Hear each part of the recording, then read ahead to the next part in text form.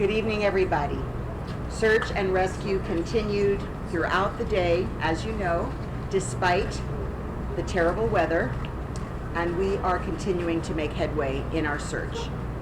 Since our last briefing, very unfortunately, one additional victim was recovered.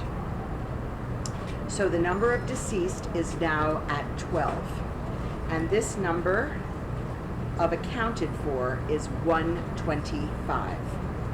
We had previously included the number of deceased in the accounted number, but for clarity moving forward, we will be providing you with three separate numbers: the deceased, the accounted, and the unaccounted. The number of unaccounted is now 149. And over the past few days, we've been conducting an audit of our list of missing persons, and we've been working to verify and remove duplicates wherever possible. I hope you can understand we're getting this information from lots of different sources and often not complete, so it's very important that we go through to cull the list. So our detectives are working around the clock to get in touch with all of those who've been identified and then reaching out to provide information to verify the reports. So we will be producing a more accurate, finalized number and getting it to you. It's important to keep in mind that we receive information from many different sources. For example, multiple family members might call in about the same person, or family members might provide both English name and Hebrew name of a loved one. And some people are reporting in person, and some are calling from overseas. Some are distant friends of those who are missing. So we're getting all kinds of information from all these different sources, and sometimes we only get a name or an apartment number. Sometimes we don't have both. So we're sifting through all of this information to determine which of these reports are in fact new and which are duplicates. And this is a slow and methodical process. So we ask you to be patient as we continue this audit.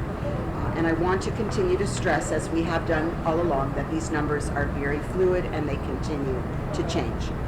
In terms of the work that we're doing to support the families, we have now fully opened our expanded Family Assistance Center, and we have 3 psychotrauma therapists on the site, along with all of the services we continue to provide, over 20 different organizations involved. We have been overwhelmed with the generosity of people throughout this community and the entire world. So many generous offers of assistance and support, and we want to urge those who want to support these families and this effort to please donate at one of the available on the web sites. We have Support Surfside and United Way, Operation Helping Hands. There are also volunteer opportunities available, and many have contacted us about that. You can make a contribution and sign up to volunteer at miami-dade.gov/emergency. So that is a site that combines all of the different resources for people who want to help. Our first responders, who are the focus of our attention as they continue around the clock on this mound, are continuing the brave and very, very difficult task, putting themselves in danger.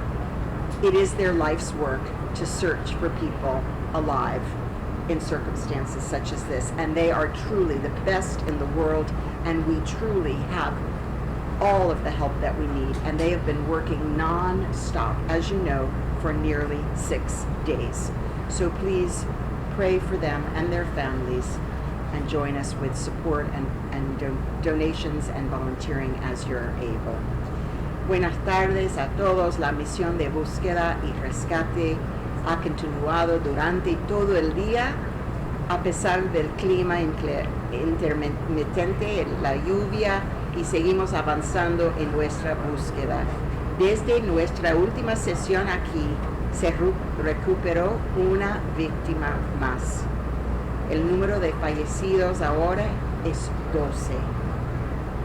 El número contabilizado es 125. Anteriormente incluíamos el número de fallecidos en el número contabilizado, pero para mayor claridad le proporcionaremos 3 números separados en el futuro: fallecido, contabilizado y no contabilizado. El número de desaparecidos ahora es 149. Durante los últimos días hemos estado realizando una auditoría de nuestra lista de personas desaparecidas y trabajando para verificar y eliminar duplicados siempre que sea posible. Nuestros detectives trabajan las 24 horas del día para ponerse en contacto con quienes se acercan a proporcionar información para verificar los informes. Seguimos instando a aquellos que desean apoyar nuestro esfuerzo a donar a uno de los fondos disponibles. También hay oportunidades de voluntariado disponibles y puede hacer una contribución y registrarse para ser voluntario en la página red miami-dade.gov/emergency. Nuestros socorristas continúan enfrentando circunstancias muy difíciles y peligrosas y estamos increíblemente agradecidos por todo lo que están haciendo. Estos hombres y mujeres son realmente los mejores del mundo y lo que hacen es el mejor. Estamos con las personas que necesitamos y no necesitamos más ayuda ahora en la búsqueda y rescate. Oremos por ellos y por nuestras familias. Gracias a todos.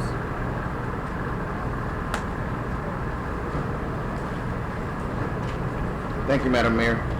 Division Director for Office of Emergency Management, acting as Deputy Incident Commander, Charles Cerullo. Good evening, everyone. Under the leadership of our mayor, Miami-Dade County is coordinating a unified response to search, rescue, and assist our residents that have been impacted by this incident. We have over 50 agencies here now and over 900 personnel responding, to include partners in the county, such as Animal Services, Department of Environmental Resource Management, Department of Public Works, Solid Waste, and many others. Of course, our first responders, Miami-Dade Fire Rescue and Miami-Dade Police Department. This coordinated operation is helped to facilitate a seamless integration of these other partners, like our federal partners and our state partners as FEMA and the Florida Division of Emergency Management.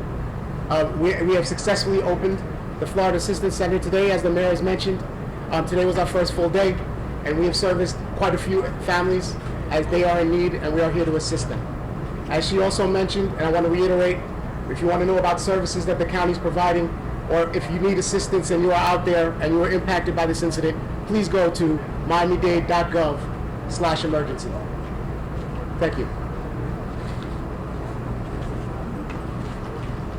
Thank you, sir. To translate for the Deputy Incident Commander, Miami-Dade Fire Rescue PAO, Erica Benitez.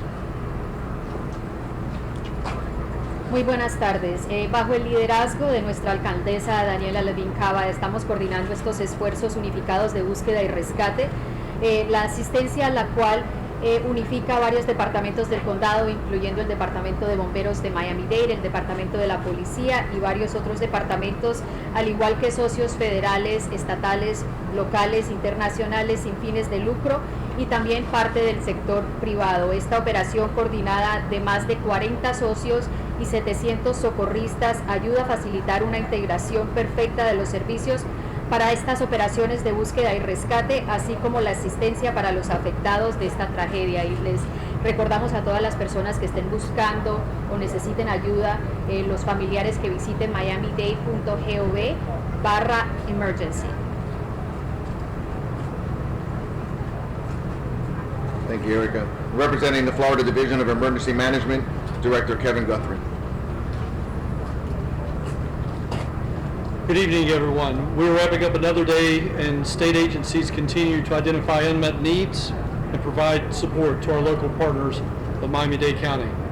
To date, the State Emergency Response Team has fulfilled more than 80 requests and have 18 requests that are currently being fulfilled. The most significant of those 18 requests being fulfilled right now is a request that has come in within the last hour to ask the federal government for one additional Type 1 urban search and rescue team. Most likely that team will be deployed from the eastern seaboard, possibly Virginia. These requests can vary from logistics needs to personnel needs. We're working around the clock to ensure our local partners have everything that they need to successfully respond to this incident. Today, the governor and I met with our partners at FEMA to discuss additional ways that we may be able to find assistance for our local partners. We also know there are many Floridians out there looking for ways to support this response as well. The best and most effective way is the form of a cash donation. Funds have been launched by established local organizations to receive monetary donations. Support Surfside.org and neighborsforneighbors.org/Surfside Fund are two legitimate donation sites that people can go and donate. We did receive one report today at the Florida Division of Emergency Management. There is at least one fraudulent company out there on the web. So again, these two sites are valid. Support Surfside.org and neighborsforneighbors.org/Surfside Fund. If individuals are not donating cash, they should confirm that there's a legitimate need before collecting items and material donations, and coordinate that through Miami-Dade Emergency Management. Also, the United Way of Miami-Dade has resources available on their website to help victims of the Surfside building collapse. On their website, volunteers can actually sign up to help families affected by this tragic event. To become an emergency relief volunteer, you can also visit volunteermiami.org. Finally, if you're still looking for yet another way to contribute, we encourage you to utilize the state's Volunteer Connect portal for opportunities. That site is available at volunteerflorida.org. I want to re-emphasize the mayor's message. Volunteers should never self-deploy. We need it to be in a coordinated fashion. Please remember to coordinate your deployment through Miami-Dade Emergency Management. Self-deploying may cause difficulties for organizations on the ground and create additional risk if individuals do not have the appropriate training.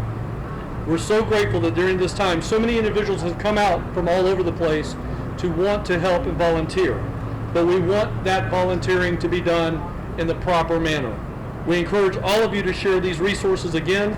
Help us amplify our message. Help us get that message out as we continue to help support our fellow Floridians. Thank you. Thank you, Director. Surfside Mayor Charles Burkett. Good evening. The rescue effort continues unabated, except for that brief lightning storm we had today. I'd like to also add that I want to sort of supplement that story I told the other night about that 12-year-old girl and tell you where we are on that, because a lot of people have asked. The 12-year-old girl's name is Elisheva. She lives with her mother, and her father and her uncle were in the building when it went down. She just happened to be staying that night with her mother. Normally, she goes back and forth. Last night, I met her brother, who flew in from Israel. He's 19 years old. His name is Avi, and we talked.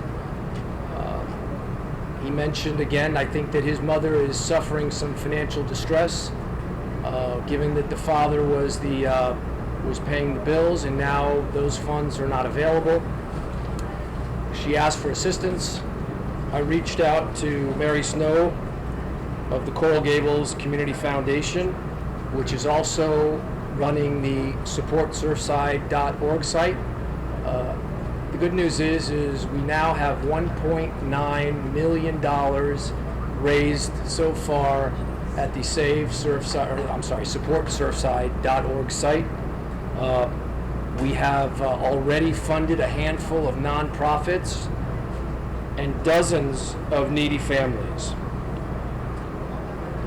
It's working. Your donations are having an impact. When people ask, there's not the red tape that you would normally expect. We're all working for all those families that are in need, and I'm excited that the system is working well. Thank you, Mayor Cava. Thank you for everything you and Dade County are doing. We're grateful.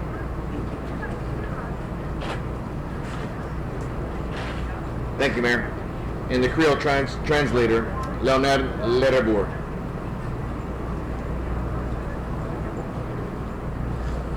Bonjour tout le monde. Depuis nous te parlé aujourd'hui, nous te gagné l'autre monde qui a ajouté dans la catégorie monde qui mourir. Pendant que nous cherchons toujours à continuer pour nous voir si nous sommes capables de joindre monde qui est encore vivant. Pour le moment, quantité de monde que encore compté qu'il a toujours, il y a 125. Monde que compté que nous pouvons rejoindre, c'est 149. À partir de Kounia, nous avons trois catégories de monde. Par rapport à ça, nous avons fait dans la semaine qui sont dans le jour qui sont passés. Nous avons quantité de monde que nous joignons, quantité de monde que nous pas joignons, avec quantité de monde qui mourent. Il y a un audit que nous allons faire qui pourra permettre que nous nettoyions la liste de monde que nous pas voyons. Et la liste va permettre que nous enlevions les noms qui dupliqués dans la liste là. Pour le moment, nous permettons tout que les gens qui veulent faire volontariat, capables de participer comme volontaire, là ça est capable de venir dans un site internet que nous allons faire, qui c'est miami-dade.gov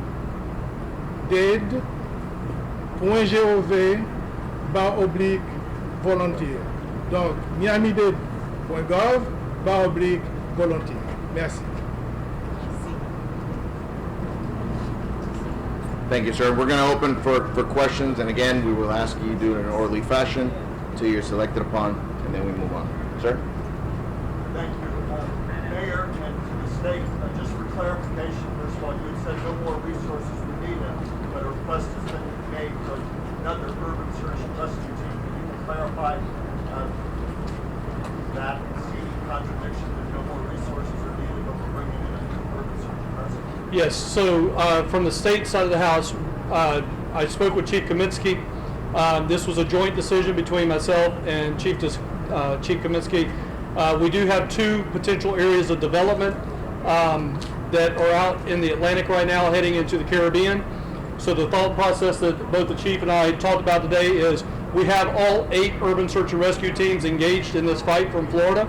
So we talked about doing a relief. So we have all the resources we need, but we're going to bring in another team to, if you will, backfill those resources so that, again, there's no more needed resources in the numbers of people. But we want to rotate those out so that we can get some resources back in case in 7 to 10 days or so we may be dealing with some type of tropical cyclone. Chief. Yeah, just to reiterate, we've always had 3 federal teams besides Florida Task Force 1 and Florida Task Force 2, which are also part federal, but we're here locally, on standby. So they've been standby, we just haven't deployed them or requested them. Due to the recent 5-day forecast with 2 storms, we decided that it would be best to go ahead and activate them, so make that request. So the one will head this way, and then we'll look to see what 2, we'll go ahead and release. And just follow to anybody, the experts, Mayor, your thoughts and concerns about the stability of the building. What are engineers saying about the concerns about the stability of the building that's still standing? How concerned are you that it will remain standing? So we have the structural engineers on site. They're monitoring extremely closely everything that's happening there because obviously we cannot put our first responders in danger. And we're removing items that we can that might fall off the building. So we are taking necessary measures to avoid those sorts of falling items. But at this time, it's not considered that the building is at risk of collapse, but it is unstable, and so we are no longer entering into the building. Carlo? Carlos, Davis with NBC6. My question is it'd be for the fire chief, although it might be open to someone else. A line of dump trucks arrived here late this afternoon. Can you walk us through where they're staging? Is the hope to start moving some of this debris right now? Yes, those dump trucks are going to our evidence debris collection site. We're moving debris as fire rescue does what they're doing there to move the debris. We're relocating it to a location where it'll be also collected, sift through, a catalog photograph for future investigative purposes. How are you deciding what gets hauled away to the warehouse space? There are detectives on the scene, engineers, they're just loading the trucks. When it's going to a DOT site, a secured site, when it's get there, it's being cataloged and placed in certain areas, and as the investigative process goes, it'll be sifted to and analyzed. Thank you. Ma'am? Judy Block, ABC News for you, Chief. There was a scanner report that there was injury with the first responder. I'd like you to confirm that if that's true, and if you could update on us. And also, do you have plans to shore up the building as a follow-up to that? When would that happen? Yes, for the first question, in regards to our fire rescue personnel, we did have one individual that appeared to have dehydration. So yes, they were transported to be further evaluated in stable condition. In regards to the building, yes, I mean that's definitely a concern. This whole scene that we're working on, I can't emphasize enough, the dangers that we're encountering. So we're definitely been monitoring throughout. Our USAR teams have structural engineers. We had several other engineers on site evaluating as well, and we're constantly monitoring. So there's plan to shore up before these storms potentially arrive? No, well, that I can't comment. I think it'd be difficult in that sense right now. Again, our primary focus is our rescue efforts. Corner over here, man.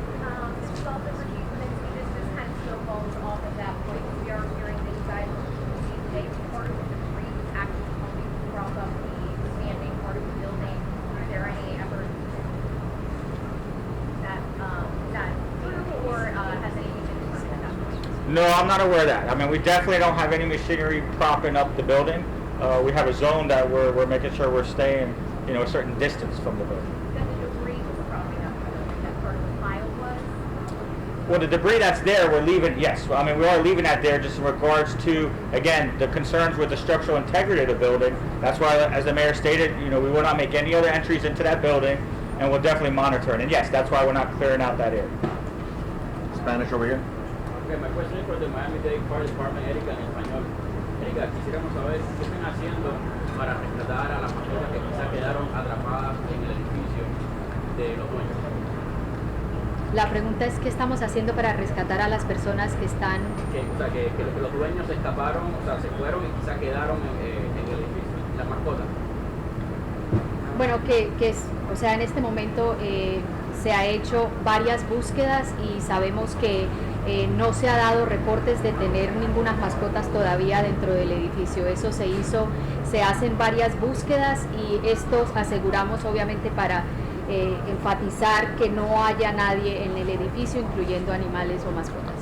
Otra pregunta es sobre los topos de México que vienen a ayudar, no sé si los van a dejar que colaboren con la búsqueda.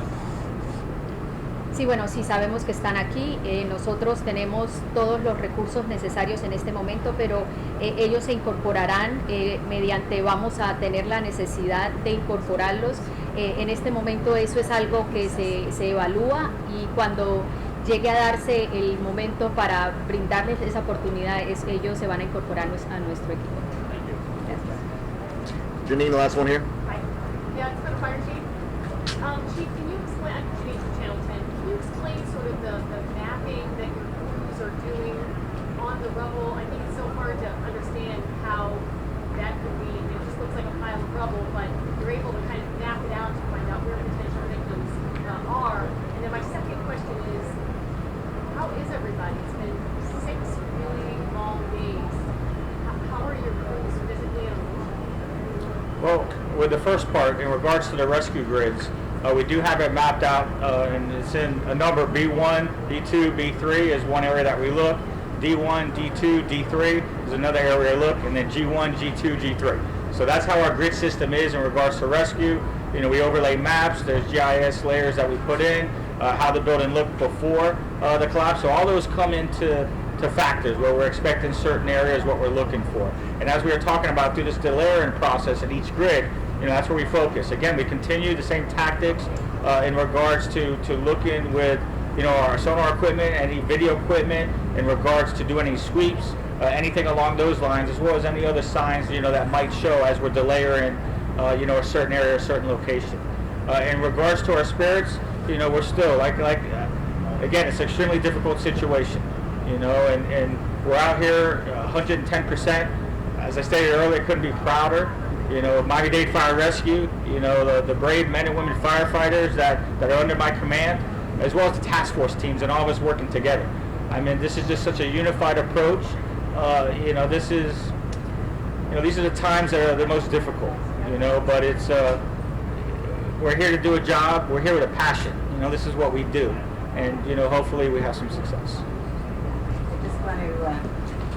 I just want to add to what the chief said. I think our rescue workers are so inspired to find people. They're so inspired to be joined by so many other support teams. The fact that we have our police, our social services, our federal agencies, our state agencies, our volunteer agencies, our cities, all working together for one common purpose creates a real esprit de corps, and so we're all working together around the clock to get it done. We're united. Thank you.